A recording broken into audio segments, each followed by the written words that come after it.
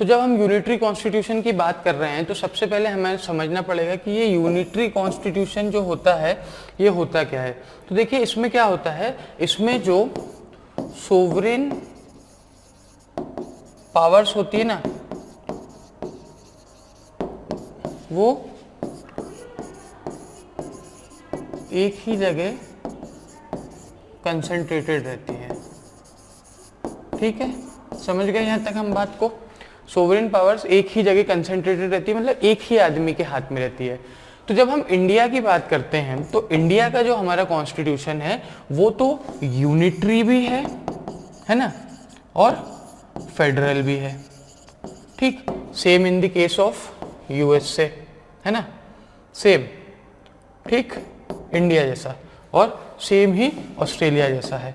लेकिन जब हम इंग्लिश कॉन्स्टिट्यूशन की बात करते हैं तो यहाँ पे यूनिटरी पावर है। ठीक है, पूरी पावर एक ही आदमी के हाथ में है। देखिए क्या होता है इंडिया में आप देखिए प्रेसिडेंट के पास कुछ पावर्स हैं, ठीक है, भले ही हम उन्हें नॉमिनल हेड बोलते हो पर कुछ पावर्स तो है। उसके बाद आपकी सेंट्रल गवर्नमेंट आ जाती है ना, उसके बाद स्टेट गवर्नमेंट आ जाती है। तो क्या ये जो सोवरेन अथॉरिटी है वो सेंट्रलाइज्ड है या डिसेंट्रलाइज्ड है? आप खुद बताइए, क्या सेंट्रलाइज्ड आपको कहीं से भी लगती है? जी नहीं, सब में बराबर बटी हुई है। बराबर नहीं भी बटी हुई है तो बटी तो हुई है ना। तो ये होता है आपका यूनिटरी और फेडरल में अंतर। ठीक है, तो इंडिया का यूनिटरी भी है, ठीक है, और फेडरल भी है। यूनिटरी क्यों है? क्योंकि सेंट्रल गवर्नमेंट के पास ज्यादा पावर्स हैं, पर फेडरल क्यों है? क्योंकि कुछ पावर्स स्टेट को भी दी गई हैं। ठीक, इसलिए हम, तो आपका आंसर इसमें क्या सही हो जाएगा? देखिए इन चारों में ब्रिटिश जो गवर्नमेंट है उसकी जो कॉन्स्टिट्यूशन है वो यूनिटरी कॉन्स्टिट्यूशन है। ठीक है, तो इस चीज को याद रखिएगा जब भी अगर आपसे यूनिटरी कॉन्स्टिट्यूशन से रिलेटेड कोई क्वेश्चन पूछा जाए और ऑप्शन में ब्रिटिश गवर्नमेंट है तो आपको किस पे टिक लगाना है? आपको ब्रिटिश कॉन्स्टिट्यूशन पे टिक लगाना है। ठीक है, समझ गए यहां तक बात? यहां तक कोई दिक्कत, कोई परेशानी? चलिए, नहीं होनी चाहिए। ठीक है, अब आगे बढ़ते हैं और देखते हैं next question. Question number 7, which of the following is not a fundamental right in India? ठीक है, फंडामेंटल राइट इनमें से कौन सा नहीं है? ठीक है, तो फंडामेंटल राइट एक क्विक रिवीजन करेंगे हम। फंडामेंटल राइट जो है हमारे, ठीक, वो कहां दिए हुए हैं? पार्ट 3 में, आर्टिकल 12 to 35 में। ठीक है, उसके बाद कहा, कौन से पार्ट 3? इंडियन कॉन्स्टिट्यूशन के, है ना। ठीक, जब हम 14 to 18 की बात करते हैं, 12-13 में तो स्टेट की डेफिनेशन और लॉ क्या होता है ये सारी बातें बताई गई हैं। 14 to 18 की बात करते हैं तो वो क्या कहता है कि यहाँ पे दिया हुआ है आपका राइट टू इक्वेलिटी। क्या दिया हुआ है? Right to equality. ठीक है, अब right to move throughout the, ठीक है, जब 19 की हम बात करते हैं तो 19 बात करता है आपका अबॉलिशन ऑफ टाइटल की। किस चीज की बात करता है 19? अबॉलिशन ऑफ टाइटल की, है ना। अब 20 जो है वो पर्सनल उससे रिलेटेड है, 21 लाइफ लिबर्टी से रिलेटेड है। ठीक है, तो इस तरीके से फिर आगे जाएंगे तो आप right to religion, right minorities के कुछ राइट्स, ये सारे राइट्स दिए हुए हैं। ठीक है, 35 तक। 32 जो इंपॉर्टेंट है आपका, 32 क्या है? 32 है आपका राइट टू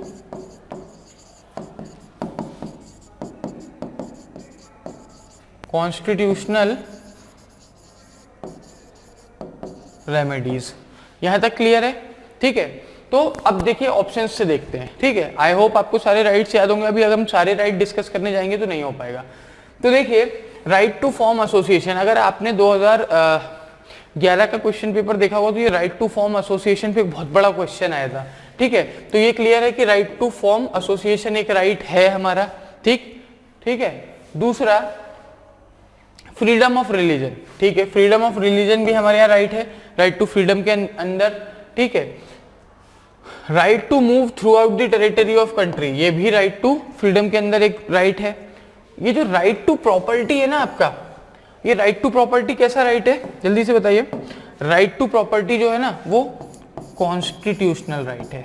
कैसा राइट है? ये पहले कभी फंडामेंटल राइट हुआ करता था, लेकिन आजकल ये कैसा राइट बन गया है? Constitutional right. कौन से आर्टिकल में दिया हुआ है? अगर आपसे कभी कोई पूछ ले कि भाई ये राइट टू प्रॉपर्टी कौन से आर्टिकल में दिया है, तो आप बोल दीजिएगा 300A में दिया हुआ है। ठीक है, तो राइट टू प्रॉपर्टी हमारा क्या हो गया? कॉन्स्टिट्यूशनल राइट हो गया।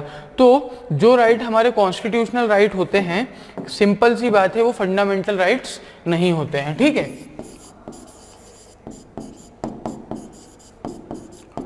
Constitutional rights are not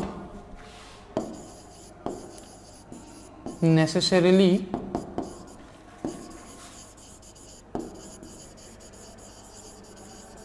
fundamental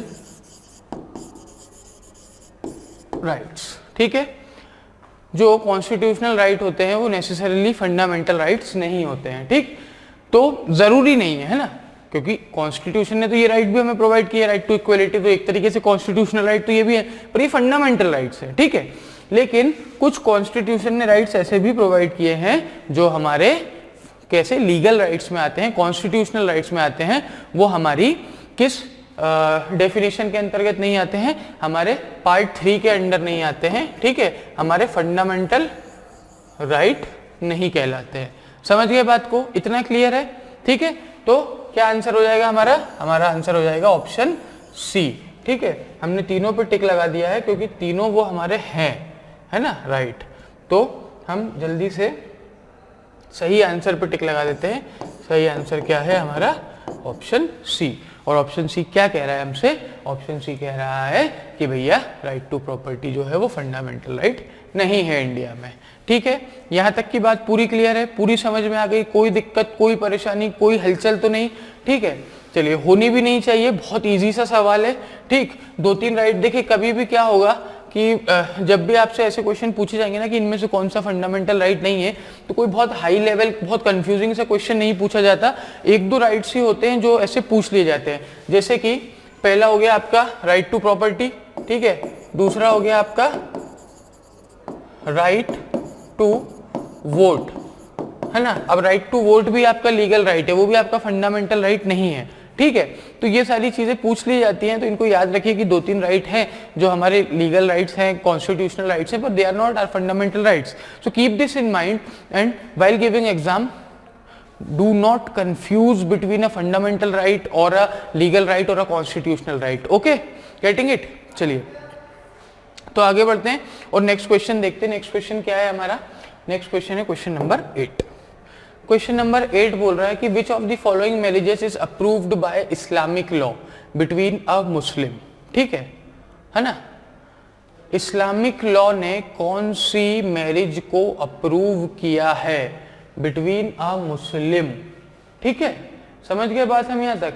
चलिए, तो हम बात करते हैं इसके बारे में। देखिए, अब ये सारी चीजें जो है ना, ये सारी चीजें थोड़ी सी कंफ्यूजिंग फैक्टर होता है, और इसके बारे में जब हम बात करते हैं तो अब देखिए, ये बेसिकली जब आप अपने लॉ के 3rd ईयर में पहुंच जाएंगे, तब आप जब फैमिली लॉ पढ़ रहे होंगे, फैमिली लॉ में जब हम मुस्लिम लॉ पढ़ेंगे तो उसमें ये सारी चीज़ें आती हैं। ठीक है, ये क्लैट का कंसेप्ट हुआ भी नहीं करता था, और क्लैट को चेंज करके लीगल रीजनिंग पे लाया ही इसलिए गया है क्योंकि एक 12th स्टैंडर्ड के बच्चे से इस लेवल के सवाल नहीं पूछे जा सकते। क्योंकि जब आप 12th पास आउट करके जा रहे हैं तो आप मुस्लिम लॉ, हिंदू लॉ, ठीक है, प्रॉपर्टी लॉज, और ये arbitration, negotiation, IPC, CPC, CRPC, इतने सारे सब्जेक्ट्स अगर आप पढ़ के जाएंगे तो आप तो वहाँ जज बन जाएंगे, है ना। आपको जज नहीं बनाना है, उन्हें आपको लॉ कराना है। तो उन्होंने आप इस कंसेप्ट को बहुत इजी कर लिया है। अगर मेरे पॉइंट ऑफ व्यू से सोचे, अगर मैं आपकी जगह होता, मैं क्लैट की तैयारी कर रहा होता, तो शायद मुझे भी ये क्वेश्चन बहुत टफ लगते उस टाइम पे। क्यों? क्योंकि फिर सिलेबस कितना वास्ट हो जाता है। हमें IPC भी पढ़ना है, टॉर्ट्स भी पढ़ना है, कॉन्स्टिट्यूशन भी पढ़ना है, कॉन्ट्रैक्ट भी पढ़ना है, उसके बाद हिंदू लॉ पढ़ा लो, मुस्लिम लॉ पढ़ा लो, ठीक है, ये सारे टर्म्स जो अभी तक हम तक पूछे गए वो पढ़ा लीजिए आप। तो सारी चीज़ें तो हमें पढ़ाई जा रही है ना। तो ये सारी चीज़ें अगर आप पढ़ने बैठ जाते तो क्लैट और IIT में कोई अंतर नहीं रह जाता। ठीक है, और क्लैट उस लेवल का एग्जाम नहीं है, ठीक है, इसलिए उसे और इजी बनाया गया है। ठीक, चलिए, क्योंकि IIT में तो मैथ साइंस ही पूछा जाता है जो आप 6th से लेकर 12th तक पढ़ते हुए आ रहे हैं, है ना। तो वो तो आपसे फिर किसी भी डिफिकल्ट लेवल, क्योंकि आप 6 साल से उस चीज़ को पढ़ रहे हैं। लेकिन यहाँ पे क्या होता है, आप 12th के एग्जाम देते हैं और आप कुछ 2-3 मंथ में इस चीज़ों की तैयारी करते हैं, और 2-3 महीने में अगर आप पूरा लॉ पढ़ लेंगे ना, तो आपको सुप्रीम कोर्ट का चीफ जस्टिस मैं बनवा दूंगा। ठीक, कोई दिक्कत नहीं है। तो ऐसा पॉसिबल नहीं है, मतलब 2-3 महीनों में कोई भी, और पूरा लॉ तो आज तक कोई भी याद कर ही नहीं पाया है। याद तो क्या, मतलब बड़े से बड़े जज को भी जब जजमेंट लिखते हैं तो एक बार उन्हें किताब पलटनी ही पड़ती है। ठीक है, समझ गए हम, यहाँ तक बात क्लियर है हमें। चलिए, तो हम बात कर रहे थे किस चीज़ की, हम बात कर रहे थे क्वेश्चन नंबर 8 की, कि भाई इसमें से ऐसी कौन सी मैरिज है जो अप्रूव करी है। तो देखिए, एक छोटा सा कंसेप्ट है, ये जो फीमेल फीमेल फीमेल वाली बात आ रही है ना, ये फीमेल की कोई मैरिज उन्होंने अप्रूव की ही नहीं है। ठीक है, तो सिंपल सा फंडा है, जो मुस्लिम लॉ है उन्होंने एक मेल को मैरिज अप्रूव किया है ना, क्या किया है, मैरिज अप्रूव किया है। तो अब यहाँ पे मेल वाला ऑप्शन कौन सा दिख रहा है हमें, ये, और क्रिश्चियन फीमेल। ठीक है, यहाँ पे हमारा कोई ऑप्शन ऐसा है जो कह रहा हो कि नन ऑफ दी अबव, कह रहा है कोई ऑप्शन नहीं कह रहा है। तो सिंपल सा फंडा क्या है, हमारा आंसर क्या निकल गया, a Muslim male and a Christian female. ठीक है, एक मुस्लिम मेल और क्रिश्चियन फीमेल के बीच में जो शादी होती है, जो मैरिज होती है, उसे मुस्लिम पर्सनल लॉ ने, इस्लामिक लॉ ने क्या कर रखा है, अप्रूव कर रखा है। ठीक है, यहाँ तक बात समझ में आ गई, कंसेप्ट क्लियर हो गया हमारा। ठीक है, चलिए आगे बढ़ते हैं और देखते हैं क्वेश्चन नंबर 9। ठीक, क्वेश्चन नंबर 9 हमसे क्या पूछना चाह रहा है, तो ये पूछ रहा है कि which of the following constitution when framed did not provide for judicial review, कि भाई इनमें से कौन सा कॉन्स्टिट्यूशन किस कंसेप्ट के बारे में बात नहीं करता है, जुडिशियल रिव्यू के कंसेप्ट के बारे में। ठीक है, तो पहले तो हम समझ लेते हैं कि जुडिशियल रिव्यू का कंसेप्ट होता क्या है। देखिए, जब भी कोई स्टेट या फिर जब भी कोई गवर्नमेंट कोई लॉ इनेक्ट करती है, ठीक है, और वो लॉ अगर कॉन्स्टिट्यूशन के वायलेशन में है, किसके, कॉन्स्टिट्यूशन के, है ना,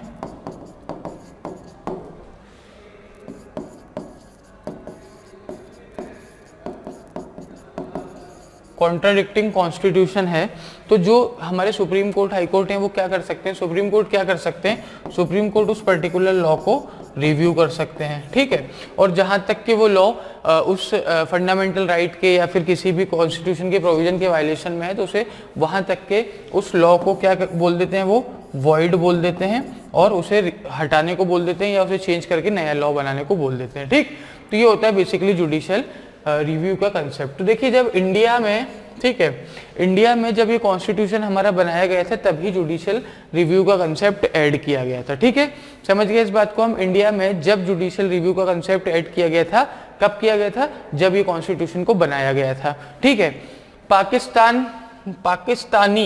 ये पाकिस्तानी जो कॉन्स्टिट्यूशन है ना, इन्होंने किया ही होगा क्योंकि इंडिया ने किया था।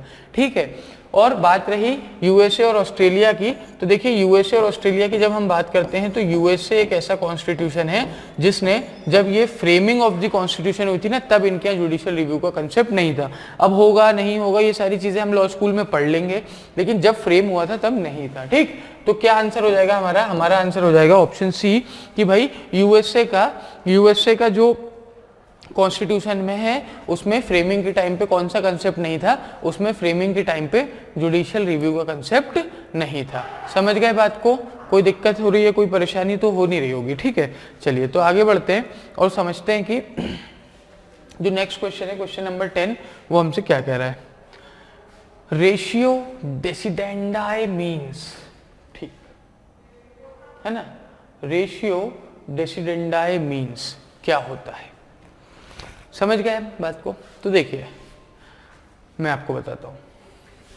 अभी कौन सा जजमेंट आया था, जजमेंट ऑन राम मंदिर, राम मंदिर पे जजमेंट आया था, अभी आप सभी जानते होंगे। तो जब राम मंदिर पे कोई जजमेंट आया था, तो राम मंदिर पे उस जजमेंट में सुप्रीम कोर्ट ने, ठीक है, सुप्रीम कोर्ट में सीजीआई कौन थी, ये सारे आपके जीके के क्वेश्चन बन रहे हैं, याद करते जाइएगा। सीजीआई थे उस टाइम पे रंजन गोगोई, ठीक, ये सीजीआई थे ना, फॉर्मर, अब तो ये फॉर्मर हो गए, क्या अगले दिन ये रिटायर हो गए थे। फॉर्मर सीजीआई रंजन गोगोई ने क्या कहा था, फॉर्मर सीजेआई रंजन गोगोई ने कुछ 200 से 300 पेजों का एक जजमेंट लिखा था। क्या लिखा था? 200 से 300 पेज का एक जजमेंट लिखा था। उन 200 से 300 पेज के जजमेंट में उन्होंने क्या बात बताई थी कि भाई 5 एकड़ लैंड आप किसे दीजिए? मुस्लिम्स को, ठीक है, with in the city of Ayodhya, चाहे स्टेट गवर्नमेंट दे यूपी की, चाहे कौन दे, चाहे सेंट्रल गवर्नमेंट दे, ठीक है। डिस्प्यूटेड लैंड कितना था? डिस्प्यूटेड लैंड था 2.77 एकड़, जिसको हम रामलला की जन्मभूमि कहते थे। वो किसे मिल गई? वो हिंदूज को मिल गई, ठीक है। और उन्होंने बोल दिया कि भाई विद इन 3 मंथ्स आप एक ट्रस्ट फॉर्म करेंगे। क्या फॉर्म करेंगे? एक ट्रस्ट फॉर्म करेंगे। उस ट्रस्ट का काम क्या होगा? उस ट्रस्ट का काम ये होगा कि वो अयोध्या के डिस्प्यूटेड साइट में टेम्पल बनाएगा, ठीक है। ये चीज बोल दिया आपने, ठीक है। और किसके फेवर में जजमेंट हुआ था? रामलला के, ठीक है, Ram, the deity of Lord Ram. तो ये चीज क्या है? इन 200 से 300 पेजेस में ये चीज इंपॉर्टेंट है, ठीक है। क्या है? इंपॉर्टेंट है। इसमें क्या है? इसमें अथॉरिटी है ना। यही वो चीज है जो उस जजमेंट का आउटकम है, ठीक है। एक तरीके से आप बोल सकते हैं कि यही उस जजमेंट का क्या है? आउटकम है ना। क्लियर बात? तो देखिए,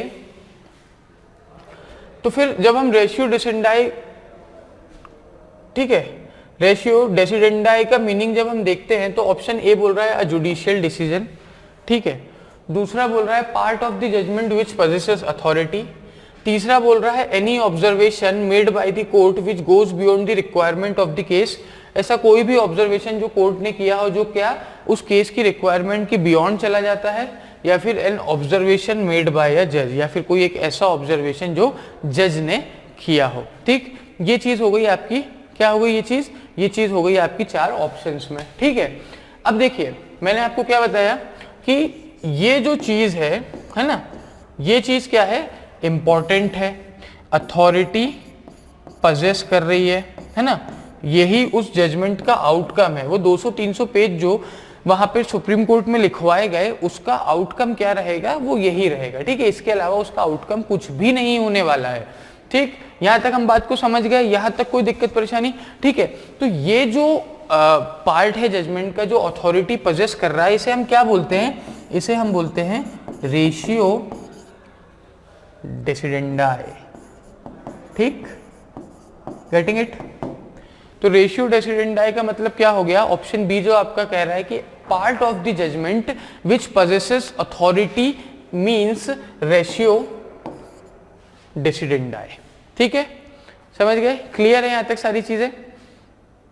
चलिए, तो आगे बढ़ते हो, नेक्स्ट क्वेश्चन देखते हैं, है ना। नेक्स्ट क्वेश्चन है आपका question number 11। Dyarchy under the government of India act 1919 means, ठीक है। डायरकी का मतलब क्या होता है? इस बात को भी समझते हैं हम कि भाई डायरकी का मतलब क्या होता है ना। समझना तो जरूरी है हमारे लिए। तो डायरकी का मतलब क्या होता है? देखिए, हमारे इंडिया में दिल्ली में कौन बैठा है? सेंट्रल गवर्नमेंट, है ना, ठीक। ये किस पे रूल करती है? होल ऑफ इंडिया पे, है ना। सेंट्रल गवर्नमेंट का रूल कहाँ रहता है? होल ऑफ इंडिया पे रहता है। उसके बाद हमारे यहाँ कुछ 29 स्टेट्स और यूनियन टेरिटरीज हैं, ठीक है ना, हैं। इनमें कौन रूल करता है? वहां की लोकल गवर्नमेंट या फिर स्टेट गवर्नमेंट, ठीक। यही मतलब होता है डायरकी का, ठीक है। डायरकी का मतलब क्या होता है? यही होता है। अब डायरकी देखिए, उस टाइम पे क्या होता था? उस टाइम पे एक सेंट्रल गवर्नमेंट होती थी। कैसी गवर्नमेंट होती थी? एक सेंट्रल गवर्नमेंट होती थी, और जो स्टेट गवर्नमेंट होती थी उसे पता क्या कहा जाता था? उसे कहा जाता था प्रोविंशियल गवर्नमेंट। स्टेट गवर्नमेंट और प्रोविंशियल गवर्नमेंट, समझ गया बात को? क्लियर है बात यहां तक? कोई दिक्कत, कोई परेशानी, कोई हैरानी? जल्दी से बता दीजिए अगर हो तो। ठीक है, तो एक होती थी आपकी सेंट्रल गवर्नमेंट और दूसरी क्या होती थी? दूसरी होती थी आपकी, क्या होती थी दूसरी? दूसरी होती थी आपकी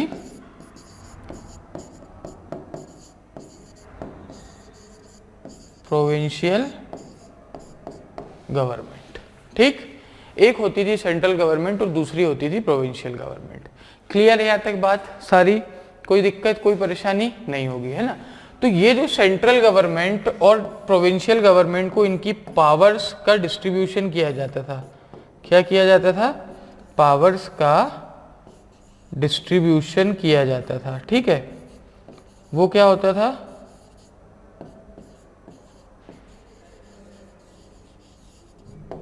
है ना, डिस्ट्रीब्यूशन ऑफ पावर क्या होता था? उसी को हम सिस्टम ऑफ डायरकी कहते थे। कौन सा सिस्टम कहते थे हम? डायरकी का सिस्टम कहते थे, है ना? तो जब ऑप्शन हम देखते हैं तो पहला कह रहा है division of powers between the central and provincial government, separation of judiciary from executive, division of executive department under elected minister and the members of the government executive council, separation between legislature and executive. तो देखिए division of power between the central and provincial government जो है ये हमारा सही answer होगा। ठीक है, और इसी को सिस्टम ऑफ डायरकी कहा जाता था। ठीक, क्लियर हो गई बात यहाँ तक? कोई दिक्कत, कोई परेशानी, कोई हैरानी किसी भी तरीके की नहीं होनी चाहिए। ठीक है, तो ये होता था आपका डायरकी का सिस्टम। चलिए आगे बढ़ते हैं, देखते हैं question number 12। Fringe benefit tax is a tax. ठीक है, फ्रिंज बेनिफिट टैक्स क्या होता है ये हमसे पूछा जा रहा है। तो इसके चार ऑप्शन हमें दिए हुए हैं। पहला बोल रहा है paid by an employer in respect of the fringe benefit provided और deemed to have been provided by an employer to his employee. ठीक, एक एम्प्लॉयर पे करता है कौन सी, किन चीजों के रिस्पेक्ट में? ऐसे फ्रिंज बेनिफिट्स के रिस्पेक्ट में जो उसने अपने एम्प्लॉय को प्रोवाइड किए हों या ऐसा माना जा रहा हो कि उसने प्रोवाइड किए हैं। ठीक है, paid by an employer for the benefits which he enjoys, एक एम्प्लॉयर पे करता है जो उन बेनिफिट्स के लिए जो वो एंजॉय करता है। Paid by a person for the benefit which he gets from his employer. ठीक है, या फिर एक पर्सन पे करता है उन बेनिफिट्स के लिए जो उसे उसके एम्प्लॉयर से मिलते हैं। या फिर जो लास्ट है वो कह रहा है paid by a member of scheduled caste scheduled tribes for benefits they receive from the government. ठीक है, जो गवर्नमेंट से बेनिफिट लेते हैं कौन? शेड्यूल कास्ट और शेड्यूल ट्राइब के लोग, वो जो उन बेनिफिट्स के लिए टैक्स पे करते हैं गवर्नमेंट को, वो क्या कहलाता है? वो फ्रिंज बेनिफिट टैक्स कहलाता है। ठीक है, ये चार चीजें हमारे पास आई हैं। तो अब हम सबसे पहले समझते हैं कि फ्रिंज बेनिफिट जो टैक्स होता है वो होता क्या है। ठीक है, जब हम इस चीज को समझ जाएंगे कि फ्रिंज बेनिफिट टैक्स क्या होता है तो इन चार ऑप्शन में से हमें हमारा आंसर निकालने में आसानी होगी। ठीक है, और इन क्वेश्चन को सॉल्व करने का तरीका ही ये होता है कि जो भी, ठीक है, टर्म आपसे पूछा गया है, ठीक है, उसका मीनिंग आपको पता होना चाहिए। क्या पता होना चाहिए? मीनिंग आपको पता होना चाहिए। अब वो मीनिंग आपको कैसे पता होगा?